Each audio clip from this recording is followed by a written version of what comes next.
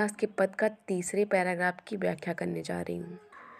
हमारे हरिहारिल की लकड़ी, मन क्रम वचन नंद नंदन उर यह दृढ़ करी पकड़ी। जागत सोवत स्वप्न दिवस निश कान कान जकरी, सुनत जोग लागत है ऐसे जो करुई ककरी। सुत तो व्याधि हमको ले आए देख सुनि ना करी, यह तो सूरत नहीं ले सौंपे जिनके मन चकरी।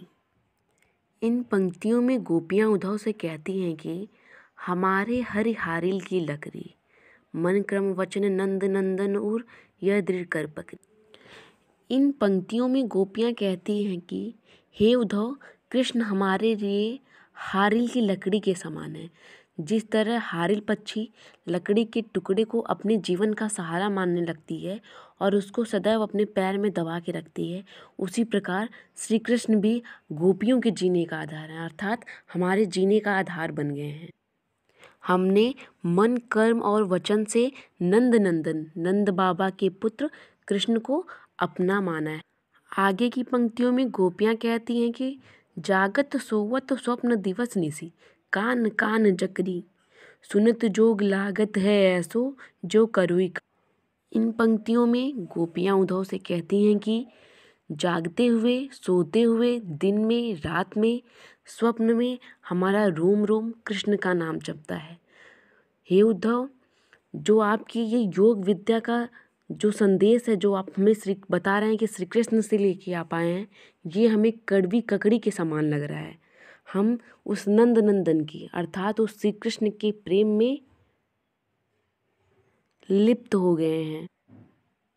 सू तो व्याधि हमको ले आए देख सुनि ना करी, यह तो सूरत नहीं ले सौंपे जिनके मन चकरी। आगे की पंक्तियों में सूरदास जी कहते हैं कि गोपियाँ उद्धव से कहती हैं कि हे उद्धव, अब हम आपके कहने पर योग का रोग नहीं लगा सकती, क्योंकि हमने न तो इस योग के बारे में कभी सुना है, न देखा है और ना ही कभी इसका भोग किया है। आप जो यह संदेश लेकर आए हैं वह जाकर ऐसी स्त्री को सौंपिए, ऐसे मन को सौंपिए जिसका मन चंचल हो, क्योंकि हमारा मन तो पहले ही कहीं और लग चुका है। हमारा मन उस श्री कृष्ण में लग चुका है। हम आपके इस संदेश को नहीं स्वीकार कर सकते। अब एक बार फिर से इसका अर्थ देख लीजिए। इस पंक्ति में गोपियाँ उद्धव से कहती हैं कि हे उद्धव, हम श्री कृष्ण हमारे लिए हारिल की लकड़ी के समान है।